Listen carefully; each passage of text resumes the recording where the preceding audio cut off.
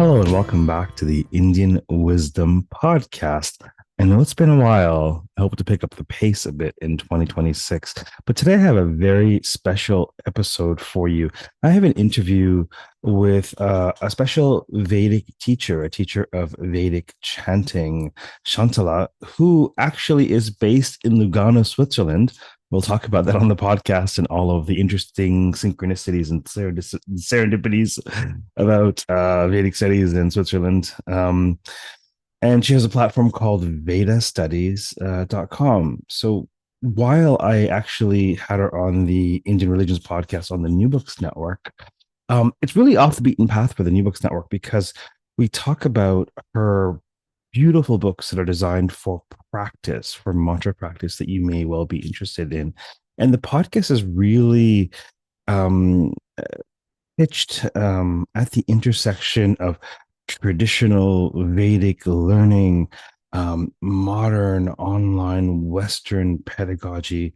Really, what she's doing is very much parallel along the lines of what we do at the Indian Wisdom School, and also very unique in its own way. And we talk about her own unique journey and a little bit about her unique pedagogy. And of course, there are learning opportunities to study with Shantala, to study traditional Vedic mantric recitation online. So please enjoy this very special edition of the Indian Wisdom Podcast. You know how to find me if you need me, rajbalkaran.com, indianwisdomschool.com, or just email me. Namaste. Hello, and welcome back to the New Books in Indian Religions podcast, a podcast channel here on the New Books Network. I'm your host, Dr. Raj Balkaran. More importantly, I have the pleasure of welcoming to the podcast today Shantala Sriramaiah, who is a teacher and founder of the Veda Studies platform. We'll be diving into what is essentially a prayer prop, a prayer manual, a list of Sanskrit prayers and hymns. We'll learn more about that. This podcast will also, of course, be cross-posted to the Spiritual Practice and Mindfulness channel, as it is a little bit off of the beaten path for most of our monographs and chapters, but well within the world of all things Indic and the glory of South Asia. So, Shantala, welcome to the podcast. Thank you very much, Dr. Raj. It's an honor to be here. Yeah, the pleasure is all ours. We would love to hear a little bit about, your journey. You founded this really, really fascinating. We love publications, but also we cover almost all things online developments in the field of Indian religions, Indian studies. And so I would love to hear something about your journey into launching this platform. So how long have you had? How long do you have? I am a scholar of the Puranas, so take as long as you like. So I actually never imagined that I'd, create such a platform or even be teaching, recitation of Sanskrit hymns and Vedic chants. And I never imagined, even though I was born into a family that is the main dharma for us, our main sort of, pravritti, our foremost occupation is to create spaces and share the knowledge of chanting and prayers. So my mother was also a teacher, and she taught in our living room, and she taught in all of these big cultural institutes in Bangalore, my hometown. And so I sort of grew up, under her nose, going to her classes. I learned the entire Lalita Sahasranama, Devi Mahatmyam, all of that. She was such a great devotee of the Devi, and she just lit up every year during Navaratri. It was her time, and she was invited everywhere to teach the Devi Mahatmyam, but also to do the Parayana, all of that. So she was, it's all the stuff I learned from her. And so when she passed, by then I was living in Europe, I was in Brussels, and I was in tech. I'm an engineer, so like literally no connection. But when she died, I sort of did this 180 and I said, I have to continue my family legacy. in my own way. And so I quit my job in tech and just with no network. I didn't know anybody outside of my, tech network at the time. And I said, okay, I'm going to start teaching chanting classes. I had no audience. And it was just this really deep longing. I could not explain it. And so I started with a tiny website and a small Facebook page, and just with the yoga community locally, and just started very, very small, just teaching little things. And I never thought it would grow into a big platform and that I'd have students, in over 60 countries now. And so it's a very modest beginning, very difficult, because who wants to go to a chanting class that is traditional, without music, not entertaining? I was trying to teach people Sanskrit as part of, the pronunciation, ucharanam, all of the swara, matra, balam, that sort of rigor in the Sanskrit recitation. And so it was a really difficult sort of path I chose, I think, to teach a very traditional form, also because I didn't know any other form. So I grew up very immersed in very traditional form of recitation where our entire sort of focus was on maintaining the integrity of the Sanskrit texts. And so we did not sing the prayers, and we recited it following chandas, prosody, and we followed, and with Vedic chants, we follow all of the swaras, the matra, balam, sama, santanaha, all of those, you know, um, hundreds of little rules.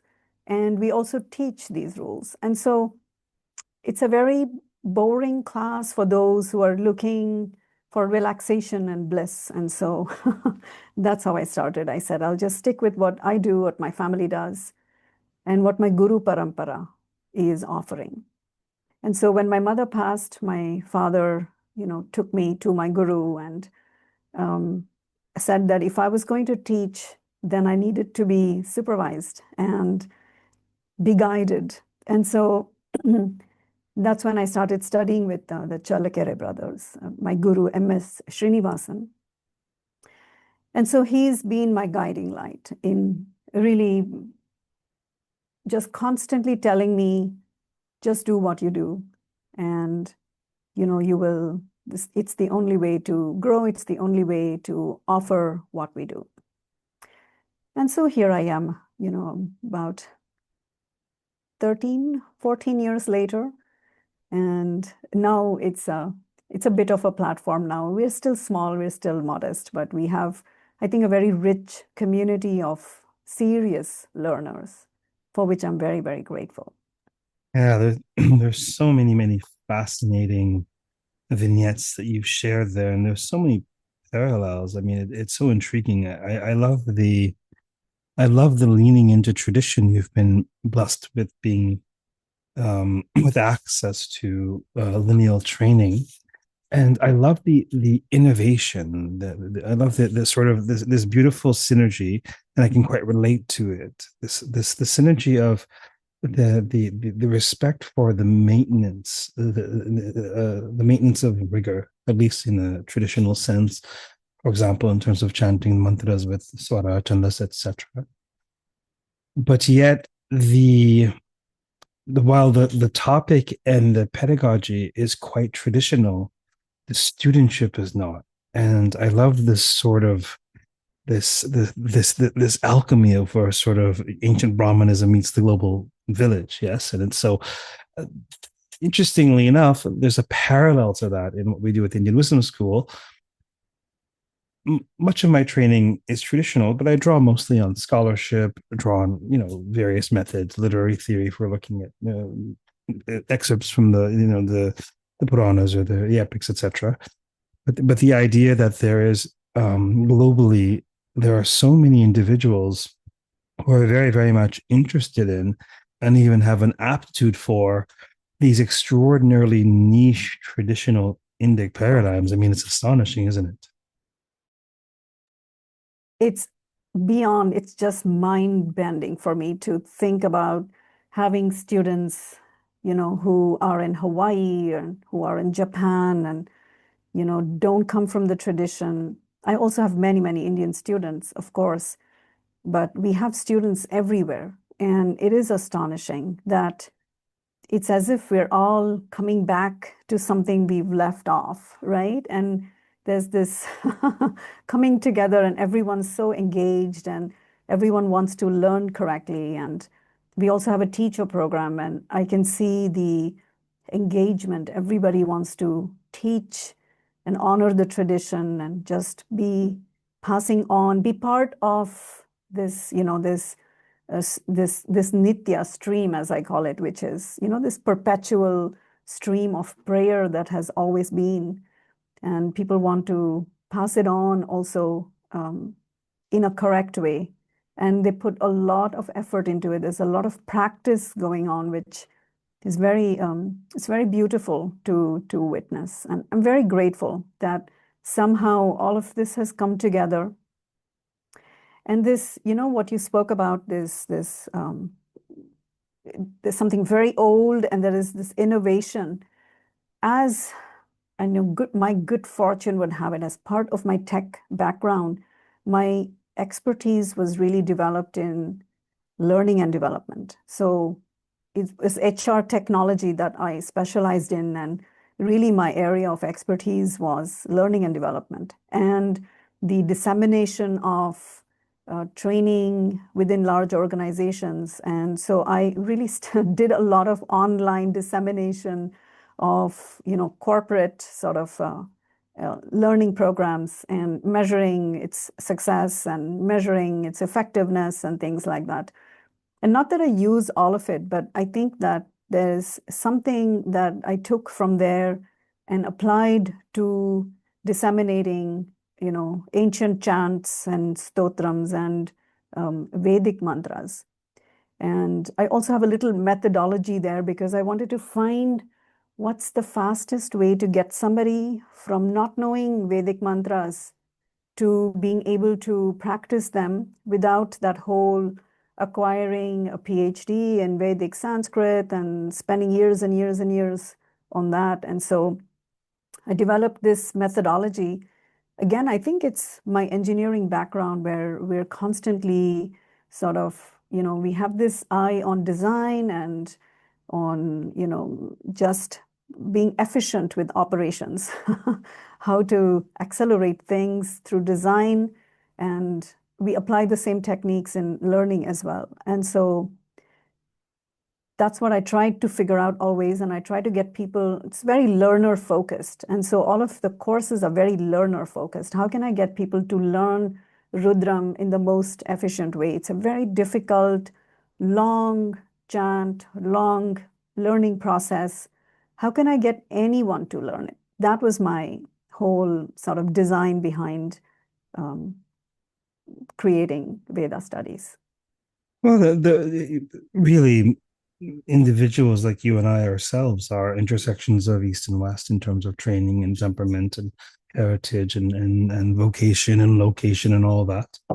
And so I think it's unsurprising that we would draw on the best of both worlds. We would draw on the elements which have perfected and preserved these traditions, and also draw on the elements which allow us to serve a broader audience. I mean, it's intriguing in that I had sort of I had great pedagogical instinct and training over the years, and I did all kinds of teaching.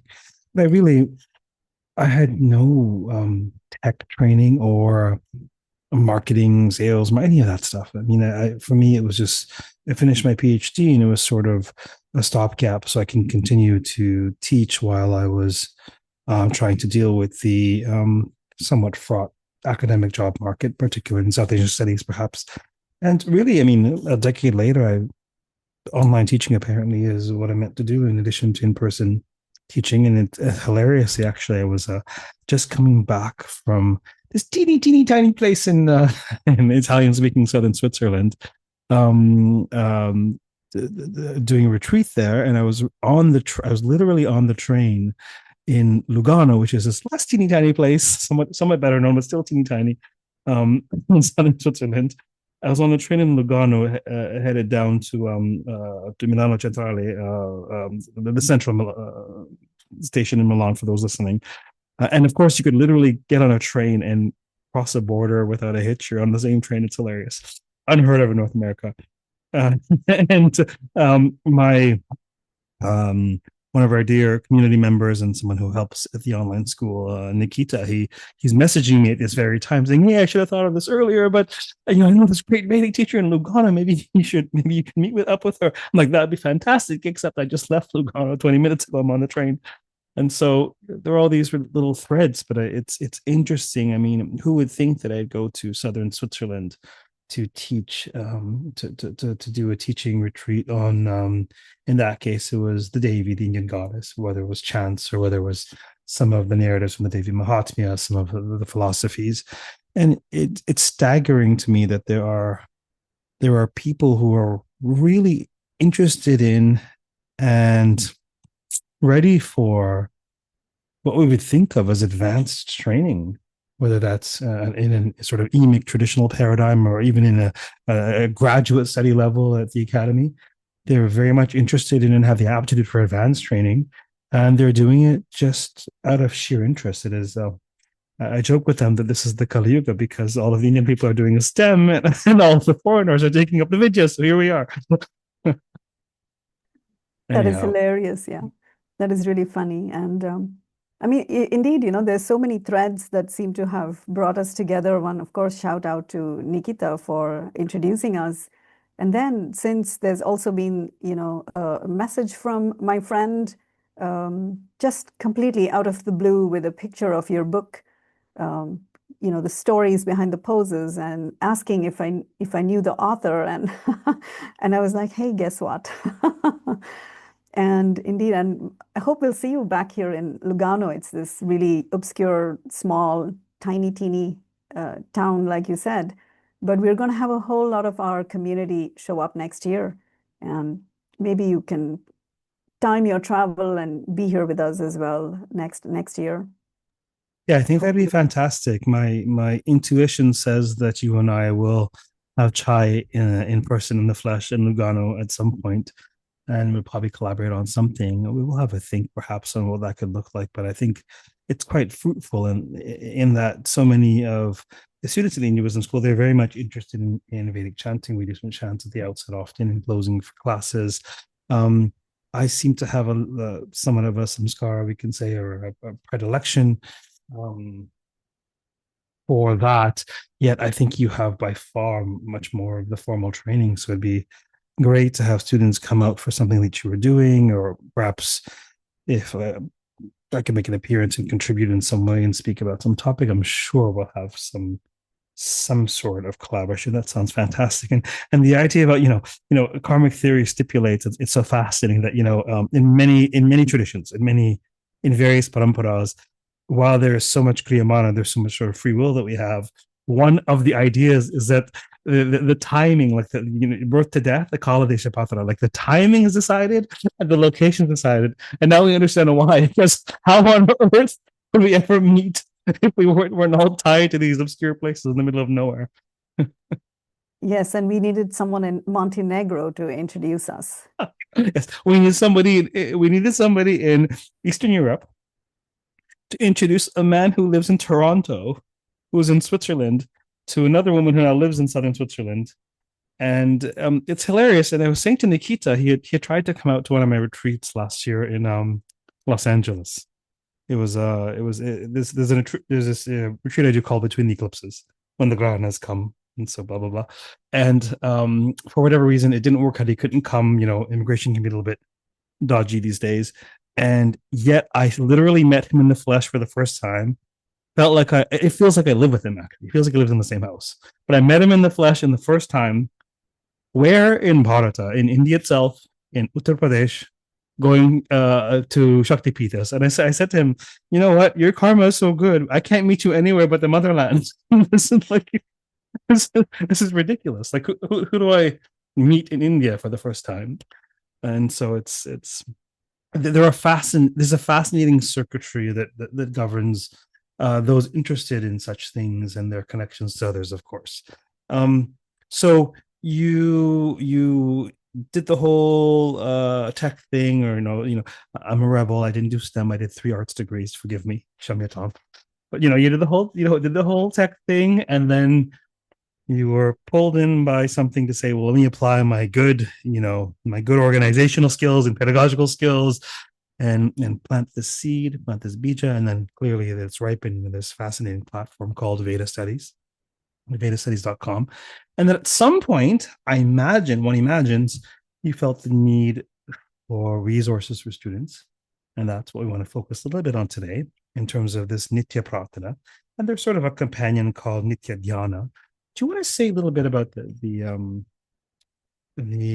auspices, the genesis, like how and why did these works come into being, and sort of what are they for? So, it's really it's a very long story, but I'm going to try to keep it a little bit short. When I was, developing this platform, Veda Studies, and always my husband had been pushing me way before COVID. My husband had been pushing me to go online because I was teaching at the time. I lived in Belgium and I was teaching. I lived in a French-speaking city and I was teaching in English, and it's a whole mismatch of languages. And so I had a small audience of people who would speak English, and he kept telling me, you need to go online, you need to go online. And I'm talking about 2014, 2015. And so I was looking at these very old legacy LMS systems and things. But my one thing was that I am not going to go online until I figure out how I can create these texts in a good way.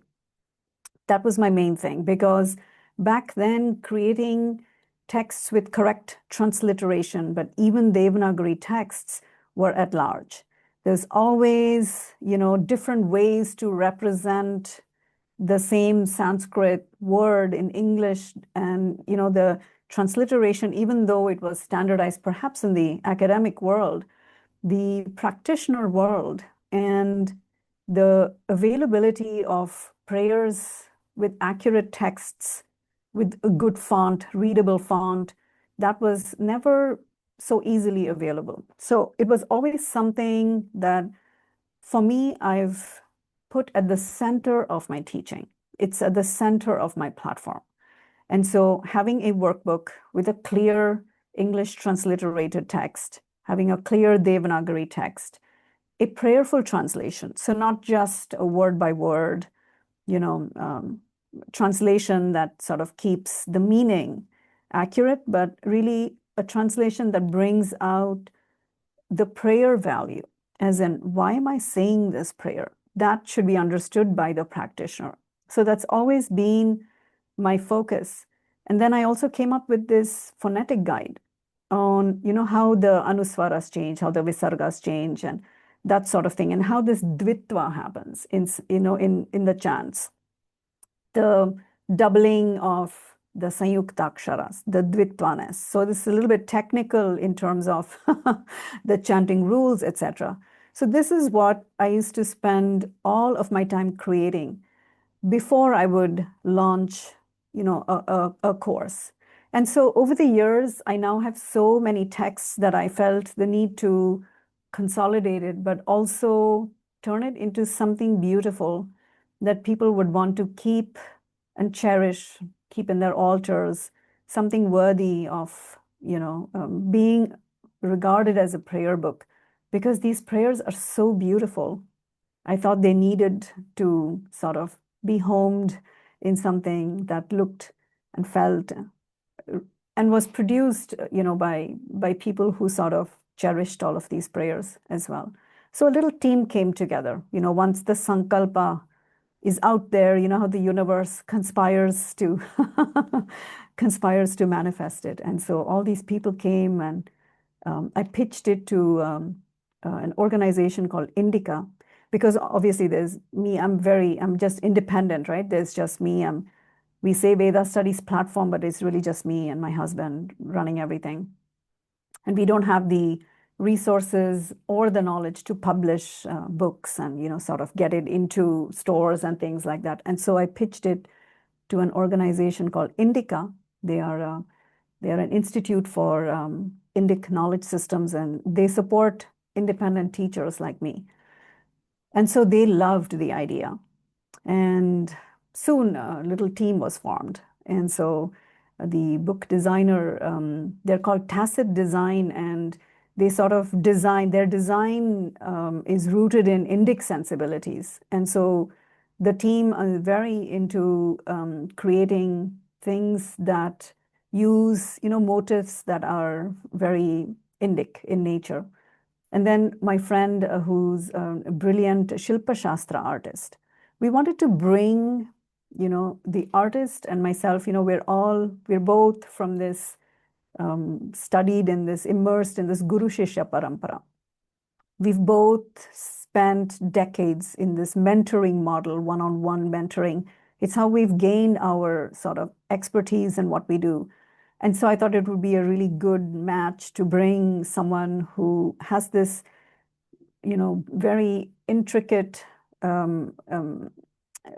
drawings of deities. I mean, I call them engineering drawings because that's what they are.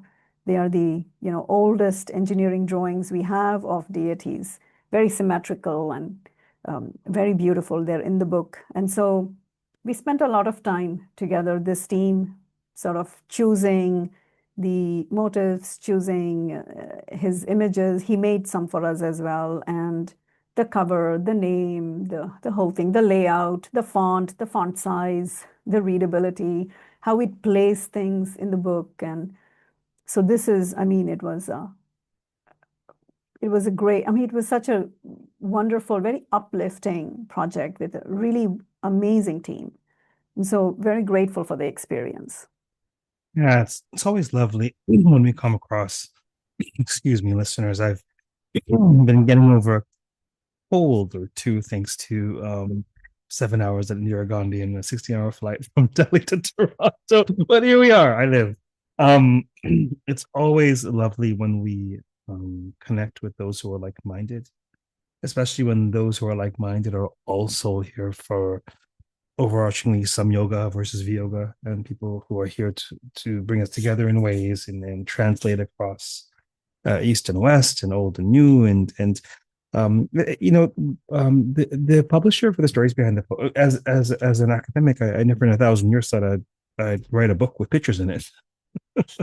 I fantasize about in midlife. There are a couple of historical fantasy novels that I've been wanting to write for some time, but even they, I don't visualize with pictures in them. So when this press came knocking on my door and said, "Hey, I did this course at a platform called Vedic Studies." One of the students in the course shared some of the stories I was teaching about yoga and Hindu mythology to her students. One of her students worked at this publishing house, pitched it to them. They emailed me to say we specialize in illustrated books, for adults. They're not quite coffee table books, but they're sort of like, if sort of a mythology book and a coffee table book, had a beautiful baby, that would be the stories behind the poses. But the illustrations are gorgeous, and the way the editor was so brilliant. The way in which she went about shortlisting, finalizing the illustrators, she shortlisted, I think, 3 or 5 of them. She said, "I need 5 stories right away." Okay, fine. Here are 5 stories right away, 5 of 50. She shared the stories with the illustrators all and said, "Hey, we'll have a little competition. Whoever can bring these to life best will earn the contract." So it's fascinating because the person, the extraordinarily talented artist doing this, she has her own style of art, and she basically sort of came up with a frequency, if you will, for this book based on how she felt the stories felt. And so, you have these really fascinating, confluence of rivers that are obviously more than the sum of their parts, so that's fantastic. Also, I've said this comment so many times when we have a satsanga on the Bhagavad Gita. I call it Wisdom Wednesday. We have a Wisdom Wednesday Bhagavad Gita study. All are welcome. I think it's 7 p.m. ish, 7 p.m. Eastern time. And what I say is, however brilliant and sensible and informative the Bhagavad Gita is, that we have to understand this was never meant to be in isolation of tradition. This is a teaching tool for exposition within tradition. We always have to imagine that texts such as the Yoga Sutras, texts such as the Bhagavad Gita, they were composed to operate within the ecosystem of parampara. That doesn't mean that we can't engage them in isolation, but they are they function in a way that a work like yours is much more conscious of, you know, as a teaching tool, as a beautiful visual, erudite teaching tool. And when you open this up, you see the text. It's large enough that you can make out each word. There's space, right? When you look at the font size, when you look at the text, there's space around each syllable, each akshara. You can make it all the diacritics quite easily. You can make it all of the markings for the swaras quite easily. And there's a translation. And so it's delightful to behold. Actually, it's a very pleasant feel, pleasant read. Now, how would you envision someone using this? Would you say that, yeah. Let me phrase it this way. Who would you say is the ideal audience for this book? So when I created these books, they were mainly, I had my own student community as the main audience for the book. But really, the book is useful for any teacher or practitioner within the Indic knowledge systems and practices umbrella. So it could be a yoga student, a yoga teacher, someone who's in Jyotisha or is a Jyotishi teaching, could be someone in Ayurveda, a therapist, a doctor, anyone within that range of, a Vedanta teacher, anyone who is starting their classes with a prayer or ending with a prayer. Anyone who is utilizing our Sanskrit prayers as part of their work would be the ideal audience for this. And both of these books have a matching Spotify list. And so in the same order as well. Not that you can just learn from Spotify. There is still, you mentioned parampara. All of these prayers, they need to be learned in a systematic way. There needs to be, an instruction that comes with the prayer, with the mantras. You can't just learn by listening to it on Spotify.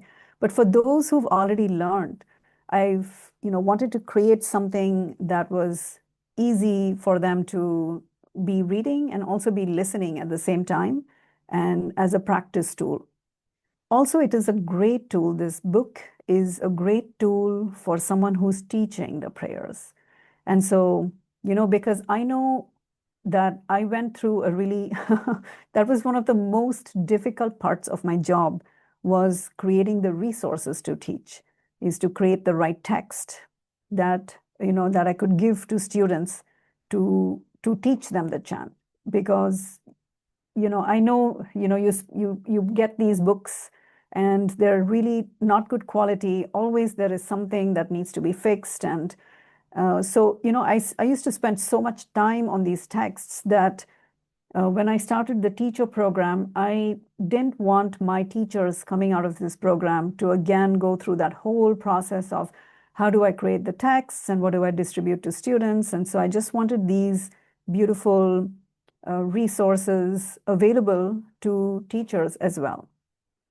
So it's really multifold. I think anybody who has any interest in chanting prayers will find the book useful. Now, to extend the question in terms of the Veda Studies platform, what would you say that platform is for? Who might most benefit from that? It's amazing. I always thought it would be a platform for people within this IKS, Indian, knowledge systems, people who are in practitioners of that, but I have all kinds of people. So, for example, I mean, of course, the very obvious audience on my platform, my student community is made of yoga teachers, Ayurveda practitioners, many Jyotishis, people who are students of yoga or students of Jyotisha, etc. People who are following sort of an Indic, any type of Indic methodology in their life are learning from me. But that's what I thought. But we also have, I also have a student who is, we have surgeons, we have many people in the medical, medical field. I've got someone who works in a hospital in Norway and is using the chants with trauma patients because it's a very effective tool for concentration and awareness without any reminder of anything they're familiar with. And so I have artists, I have people who are just householders, who are, grandparents. I have people who have retired and are using Veda studies as their vanaprastha. And so we really have a really very wide range of people who use the Veda studies platform, but a majority of them are within the IKS sort of realm of people who are in Indic sciences in some way. Many Yeah, indeed. Sanskrit teachers as well. Yeah, that's quite similar, I would say, in many regards to the Indian wisdom school. Um, I don't. So one of the things I do is I put on offer insights that are from parampara, but very rare is it that I'll engage in that sort of level. It's sort of one part. It's sort of parampara infused academic kind of grounded knowledge about various texts and traditions. But it's really interesting the more and more that I get to know students, the more I realize that they're super smart and super spiritual, and many of them need permission to actually embrace their spirituality without having to let go of their intellect or their critical thinking, which is exactly the right kind of student as far as I'm concerned. Um, but so many of them, I mean, I was teaching continuing studies. I was teaching adult learners in sort of Western institutions since 2010, and so it's interesting. So I come at it from the other way, where I'm used to teaching comparative mythology and sort of comparative religion, and coming at it from there and founding the school. It really surprised me the extent to which there were people of such a diverse background, training, interests, primarily in my case, Western professionals of various stripes who have been lifelong Indophiles or are really interested in Sanskrit or really interested in the Devi, or really interested in really Indic thought, karmic theory, etc. And so it really is fascinating that there are so many people interested in knowledge about Indic thought, but they're interested in separating the wheat from the chaff. They're interested in rigor. They're not just looking for fast food, right? They're looking for um, something a cut above in their view. So I think it's wonderful that there is the opportunity, because for those who have not been born into a lineage or have had the good fortune of studying in something like a lineage, what are their options? Certainly, I imagine there are limitations to online teaching of in classes, but also I imagine that there is a lot that is very much translatable to that medium. Say, Absolutely. I mean, in fact, I want to make this observation about, I come from this very, it's a living tradition. It's a living parampara that continues. And of course, one of the greatest things about learning chanting is the immersion of everyone being in the same room and the listening to that together. And it's such an ecstatic experience of that. And so we do that when I offer my retreats and in-persons. But I must say, I want to make this observation that online learning is far more effective as a learning tool for Vedic chants than in person. And I'll tell you why, because, on Zoom, we have to all be, on mute, and we have to take turns in practicing with me. And so I get to hear every single person, and we have this homework sort of rigor as well. When people have learned they need to turn in a homework, an audio homework, I know every single student's practice in my classes, which is not something we can do in a fully immersive, in-person event, which we use for the experience of it. So I think both are important. But if you really want to learn Rudram, you have to learn it online with me. Because then I have checked every single verse, checked every single word, every single pada has been checked, every single swara has been signed off, and people will learn it correctly. There's a lot more rigor that we can employ online. And of course, we can reach a wider audience. So that's another thing. And you spoke about how the most unlikely people, seemingly unlikely people, are ready for advanced material and are looking for rigor and parampara Adhikara. and all of that, Yeah. right? And I want to say that another thing that is really special about all of the classes on our platform is that we have a large number of Indians also studying with me. We have a large number of Indians in India. We also have Indians who are outside of India. And we have all these, French, German, and we have all of these Europeans, US, all of the English-speaking countries also studying, and we're all in the same classes. It's the same material, exactly the same teaching for everyone. And I really think it's because Vedic chant in the way taught in my parampara, it's with that type of rigor, and it's because the teaching methodology is within the text that we pass on. So every student is having to also learn the rules of recitation that has not really been taught by everybody, not even in India. So we have this amazing audience that I think that people like that. They like that they can see it's the same teaching, whether the student is Indian or not, the teaching is the same. And I think there's something special about that in Well, 100%, because it is at the intersection of tradition, innovation, and also universality. It's at that beautiful intersection of this is something that is a vestige and a product of culture. Having said that, it's exceptional in that much akin to sort of the rules of Sanskrit grammar. It has fail safes against slipping out of existence.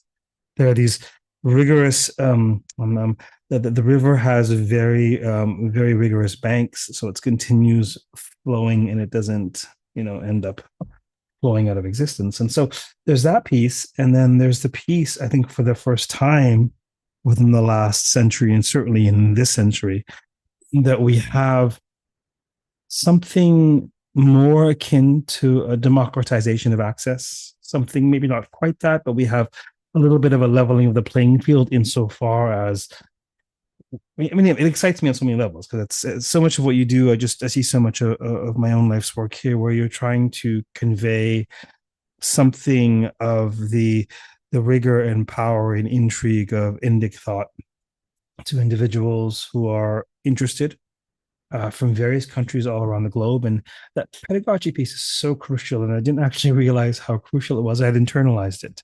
I love teaching. I adore teaching various audiences, various levels. But it wasn't until I worked closely. One of my one-on-one clients, who's a student, is a pedagogy professor, a PhD at an American university. And it wasn't until she started taking courses at the online school, at the Indian Wisdom School, that she was consciously registering so much of what was being done unconsciously in terms of pedagogical strategy, in terms of coaching questions or storytelling, or in terms of, in frame narratives, et cetera, et cetera. And then it dawned on me that of course, there's something to be said about pedagogy and Indic thought, because that is the piece that has allowed the faithful transmission of Indic thought. And yet we are not daft enough to think that anything can ossify and remain the same without ever being shaped by time. And so it's this beautiful synergy of something that has been kept faithfully alive for a very, very long time, easily centuries, millennium. that is now that is now being accessed by people from various schools. So I think you're brave enough to walk that fine line between innovation and degradation. In my view, you're doing it well. Perhaps others may disagree. I have no idea. Perhaps there are those who may see people like you and I bastardizing, parampara, and perhaps there are others who would regard us as rendering it more accessible. But I really love the creative tension of because we are in many ways the face of tradition in a certain sense, but tradition, no matter how rigorous the transmission, there is no survival without adaptation on some level. Exactly. I mean, this is exactly, I think that if these texts have to sustain and survive and be available for next gen, they need to be studied, they need to be learned, they need to be practiced. And so they need to be, the more people are learning them, the more people are falling in love with them, the more that these texts have a chance of making it for a couple millennia more. So that's the idea, and I think it's so exciting to be a part of that part of the innovation that is allowing for, I don't know, the next few hundreds of years of how this will evolve and how people will teach it in the future, but to be a little small part of making it available to a few hundred others that would not have otherwise have had access to it is very exciting indeed. And yes, I think it does take a little bit of courage. And thank you for thank you for bringing that up, because it is. I mean, I feel like if I perhaps stayed in India, it might have been a little different. I feel like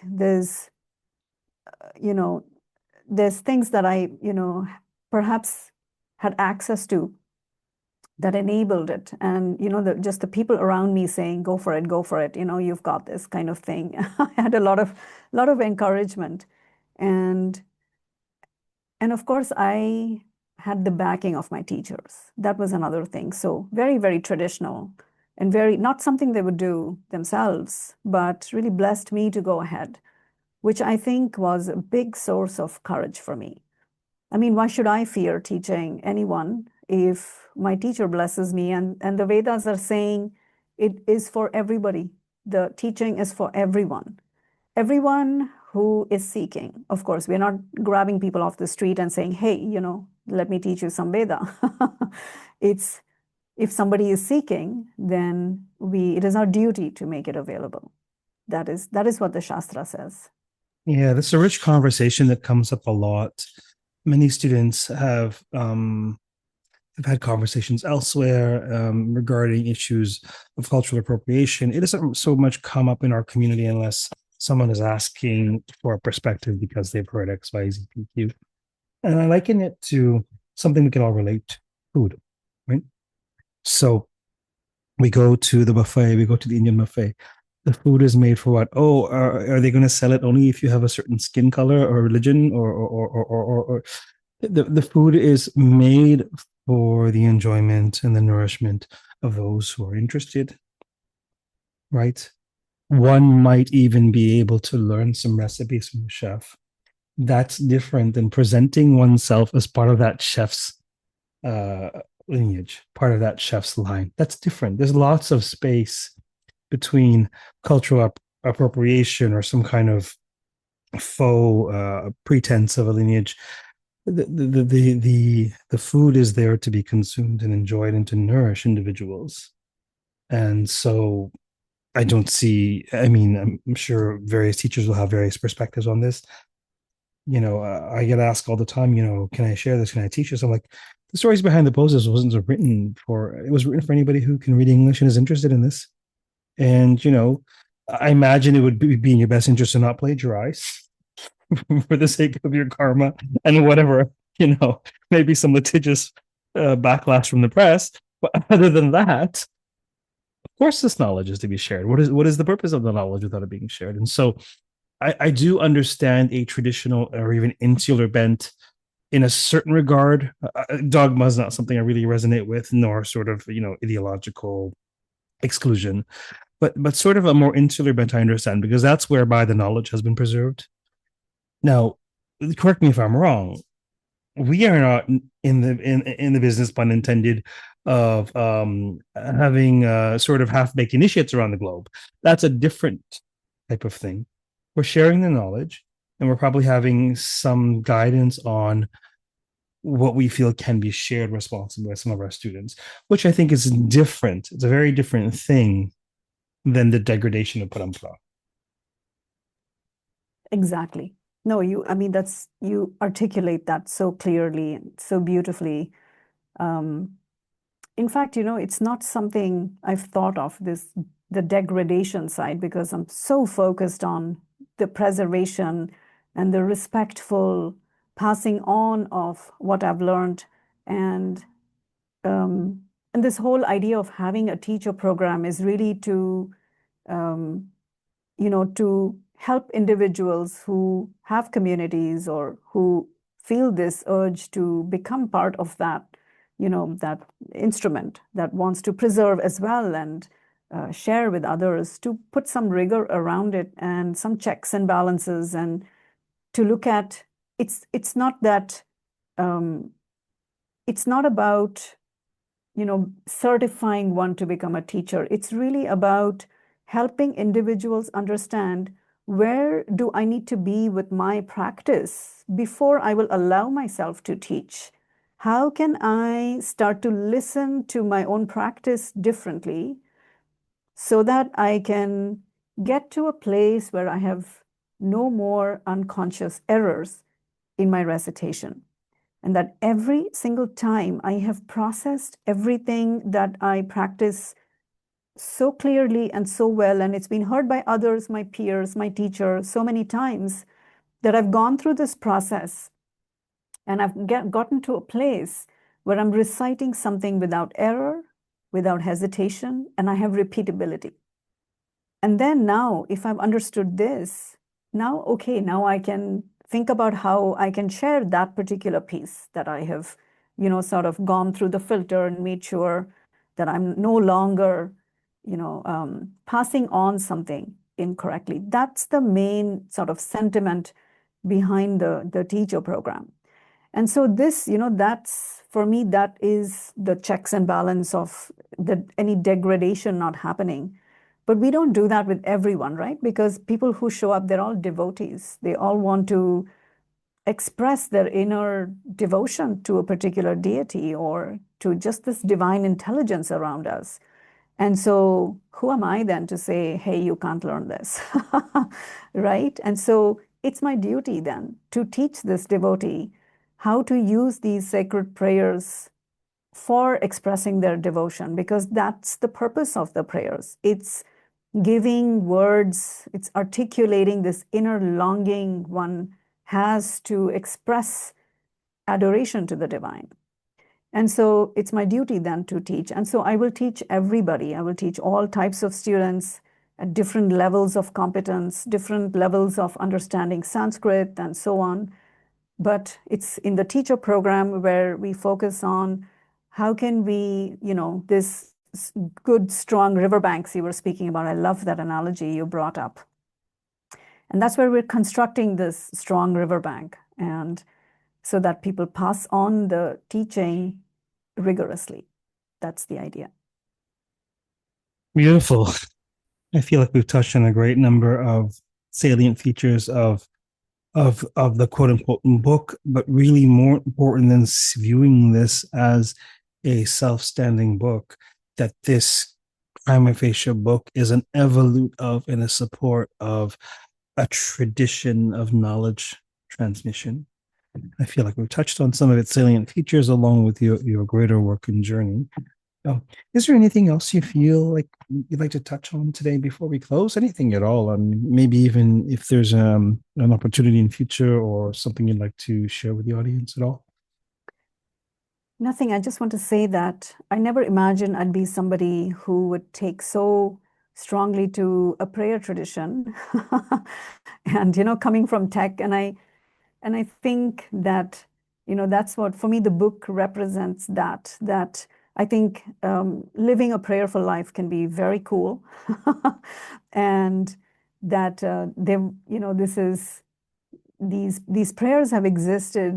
They're timeless, right? And so when we learn these prayers, we're connecting with something that is timeless, and it allows us to divinize our daily life, our otherwise mundane chores of waking up and taking a shower and stepping off the bed onto the ground. And in the Indic tradition, we have a prayer for every one of these activities.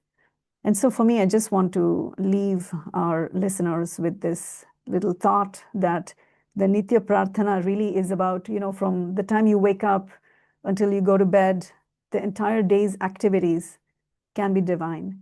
And there is something in the book for every occasion. So whether it's waking up, going to bed, or if it's a friend's birthday. So just wanted to leave listeners with that. Well, thank you very much for appearing on the podcast today. Thank you very much for having me. For those listening, we have been speaking with Shantala Sriramaiah, who is the lead instructor and the founder of Veda Studies. That's at vedastudies.com. All of the information is in the podcast notes, including the link to this beautiful book called Nitya Prarthana. And I do think I will also include the link to her SoundCloud recordings, which are quite beautiful and may well be a source of education and inspiration for you on some level. Until next time, keep well, keep listening, keep reading, and keep contemplating what happens when tradition meets innovation. Take care.